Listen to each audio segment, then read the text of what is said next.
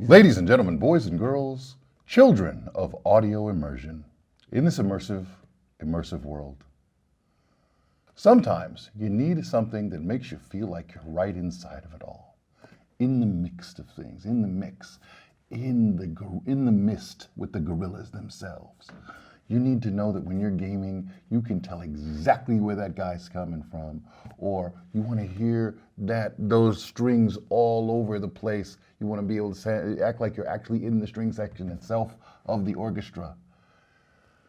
That's what open backs do. Now, open backs aren't very popular because, well, they're open. And if you're on the bus, if you're on the thing, people can hear what you're listening to, and everyone, if you're listening to, your Metallica or your whatever, somebody's gonna hate. Haters gonna hate. It doesn't matter what you like. Somebody's gonna be like, you can't touch our music. In my day, we had this. It was so much better. Or you old mother, your music is old, and you bend strings like boomers, and man, you need to learn the right way. And Tosin Abasi is gonna come and tell you how to do it. Or they just want to listen to that disco crap that turbo folk, whatever. Look up turbo folk if you want to see what crap music is. Look up Serbian turbo folk, and trust me when I say, that or Khmer hip hop, either one of these things. You'll be sure that you'll understand how bad music can get. So, if you want it to be better, even if it's bad, there are certain tools that will make it better. And open back headphones do that for you because they give you staging and imaging and there's usually a trade-off between one and the other unless you're paying for, $6,500 headphones. Which I ain't got no experience for that. I don't know who's got that, but it's not me. You're talking about the Sennheiser HEs, that level of thing, even beyond, okay, that's, when it was 10 grand, something like that, crazy. Okay, we don't have those, but we can get as close as we can get with what we got. And in that vein, for a long time, there's been a pair of headphones called the Philips 9500s. And we've been rocking with those. But there's a little bit of complaint that those are the EQ on them is a little nails in a chalkboard there, a little bit of screechy, a little bit just too banging boogie in the bottom end. So what we're gonna do is we're gonna upgrade you, and to that end, we have the 9600s. Yes, PH. 96 and SHP ships. Yeah, the ships. That's right. The ship 9500s. We've turned them into the ship 9600s. And they're an upgrade. The question is, are they better than the 9500s? And that's what we're going to get to the bottom of today. We have this big, shiny, it's actually kind of matte, blue box. It's very attractive, I think. I find it's a very calming color. Gives me a bit of peace, a little meditative feeling, maybe, perhaps. So we can pop that cherry whenever we like. Seems to be the only sticker, except on the bottom. And what do we got on the back of the box? I'm going to read the box to you because I like reading boxes. Enjoy greater frequency, low frequency extension, balanced mid-range, detailed high frequencies, angled 50mm neodymium drivers, engineered to tilt at 15 degrees.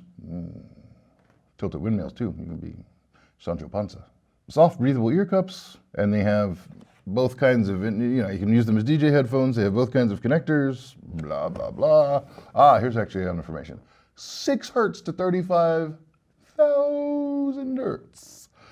102 decibels of sensitivity at 1 kilohertz. 32 ohms. And a 0.1 per inch, everybody says a 0.1 per inch THD. I don't believe the THD when they all say the same thing. It's not possible. I can make 2 pairs of headphones. I can make the same pair of headphones. They want the same THD. Don't listen to THD numbers. They lie. Okay, well, they say it's less than, so okay, whatever. 200 milliwatts of maximum power input and 50mm drivers. So those are your basics. They have things, they have things and stuff, and there's headphones. So if I can open this box without destroying it, which it hardly seems like I can, but I'm going to give it a try. Wow, this does not want to be cooperative. That's not helping at all. And that's not helping. They sent me this to troll. That's what it is. You just buy these to troll yourself. Yay! Oh, look, there's more stuff and little charts and things.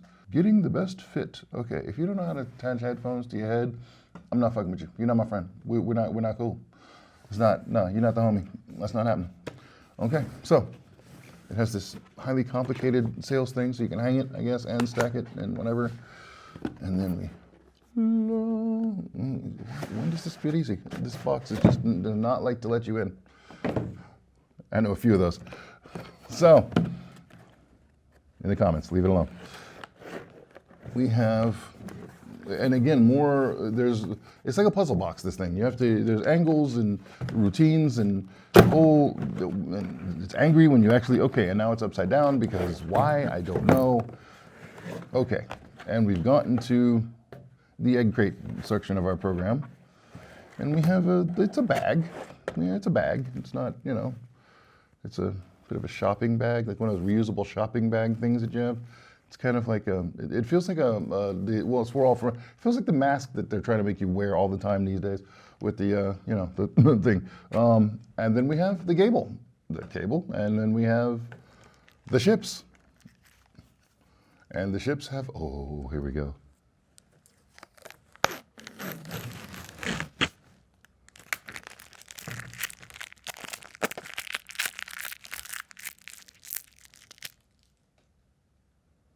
This has been your AMSR moment of the day. Got a little rotaty. They're a bit plasticky feeling. They are not top of the line headphones. We know this. These are things you can go to a big box store and buy off the shelf. They are not designed. There's troll snacks. Oh yeah. All right. And I don't think there's anything else in this box. No, there's not. So this is consumer level, high level consumer product. However, there's memory foam here. There's memory foam here. You have an open back, clear driver. We'll take a close up later, but you can see straight to the magnet of the driver. These are wide open, and hopefully so is your sound stage. You have a right side and you have a left side, and I will put on my head accordingly. There's also some weird sticker part here that I'll pick at later because I don't care that much. Oh, it's under, okay, I get it. No, I'm not gonna pick at that, I'm just gonna leave that there. To adjust them, you put them on your head and then pull the frick down. And that's saying if you over adjust them, you put them on your head and you slap the goddamn thing towards your head. I just saved you reading that tiny little print on the box. And we have câble. We have Deadpool's best friend, the cable. How does this cable want to act? It's a bit rubbery. It's got a bit of memory. I don't know, maybe if you hang this out for a couple of days, it'll decide to act like it's not trying to break dance. I don't know what it's doing. And then we have what looks to be, well, we've got the adapter here. And well, you've got the branding on one dongus, and then this dongus goes to the head clearly. And everybody needs a dongus to the head once in a while. And then you've got the big dongus because you want to be DJs sometimes. Now, I'm gonna say right away, I don't feel like these are very durable. I would not travel with these, or if I did, they would be for an adult, because you don't get a hard case, and these are definitely plastic. I mean, it is what it is. The band itself is metal. So it feels like spring steel. It's got measurements on the sides, on both sides. It's got your left and your right. It establishes, but that's definitely plastic. It's very hard plastic. There's nothing wrong with that, but it's going to be brittle, and they do swing in. They are adjustable, to some extent, but these are this. This is what you get. They're not folding up. They're not to be transported. You're not DJing with these. These are, that's about as much as you're going to get if you're a DJ. So, okay, and that's what you get. So now, the real question is, how do they sound? To the device. Oof. I'm also not a big fan of the fact that there's only one in-hole. And for that reason is because if my device is over here, I have to cross my body to get to it, to get it to work. So that is what it is. We're gonna see what we get out of the Philips. And so you can probably tell that these bleed. They're not the headphones for being on the bus. They're quite bassy, actually. They've got a serious amount of thump, I'm not gonna lie. But they're definitely a V, and maybe a bit too deep of a B. So we're gonna go backwards in our normal, usual order because I'm lazy and just because I'm mixing it up. Started with Jamiroquai, see how that felt. Now let's go back to the Beastie Boys.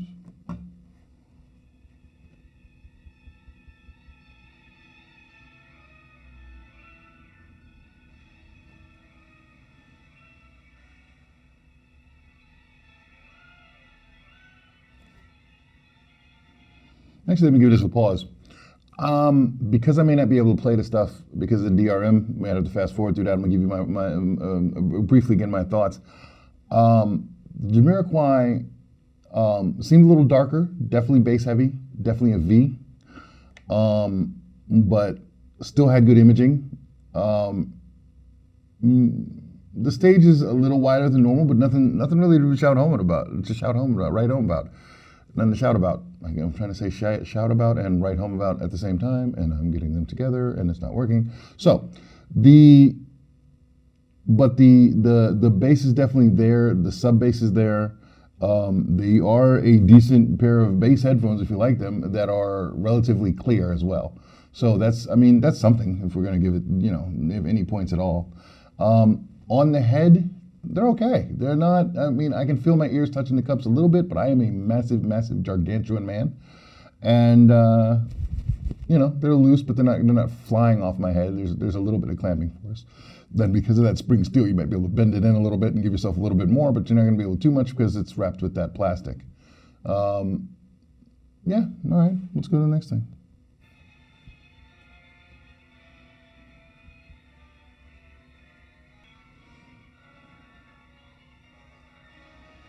I gotta say, they feel cinematic.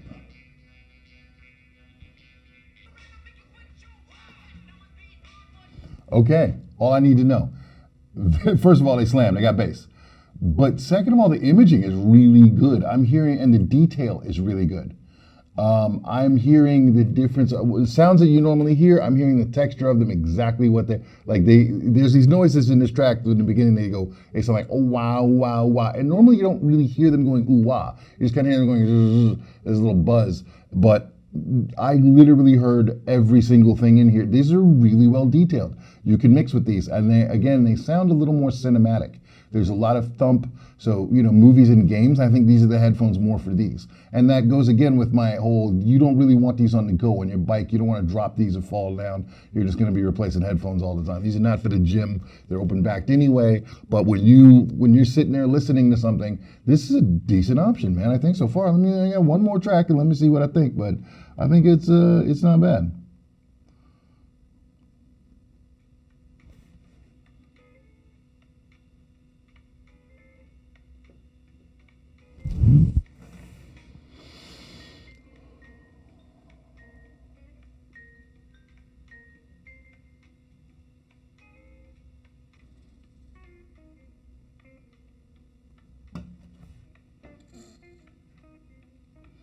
Okay, I'm gonna tell you this for free. These things sound better than most of the low-level studio monitors that kids get, the KRKs and all those, sub $500 studio monitors that they get and put next to their speaker when they think they're making beats or their own producers. These sound better than all of those. The Mackies, the Cracks, the all of them. Anything under sub $500 is you'd be better off mixing in these than you would in listening to those, no matter what you tell yourself. These are a better product. They're definitely going in the right direction. They will seem dark to you at first if you listen to them up against something that has a bunch of false treble, but so do the 600s. All these new jacks think that the 600s are over dark or whatever, but it's because you have actual bass response, and it's more realistic than what the new stuff is. All of these IEMs that we've been doing all day are just artificially brightened to me. That's what they seem like. That's the best way to put it. They seem like they're adding the sizzle and doing all this stuff. The music doesn't need it. If it needed it, they would have put it there when they made the album. You know what I mean? It's better to get something that's more true to what you're actually hearing. And these have plenty of bass, especially for an open back, man. Like for an open back, I was surprised with the amount of thump I was getting out of these. Like it did not need the echo chamber at all. It was, and I'm driving these off of a phone. I'm interested to see what I think when I actually drive these off an actual amp that's got, pushing the power where it's supposed to be, where this thing can really take it. So, not bad, Phillips. So the Ship 600s, they're a bit of an upgrade. The 9600s, not 600s, but as opposed to the 5s, are definitely, at least in audio quality, a progression in the right direction. I don't know if I think the build is maybe a step backwards. I'm not gonna lie to you, but so far it's been okay. As far as comfort's going. So we'll see. But for movies, for podcasts, for anything when you're the only person in the room, and especially when you're mixing, and I'm going to say you might want to do, if you're a drummer that likes over-the-head headphones, these also will be a great stage pair. You got to use closed backs for recording because you want to hear yourself, you don't want to hear the bleed. But for live, as a percussionist, I might try these just as my monitors on stage. So you can take these bad boys and both make and listen to some good art.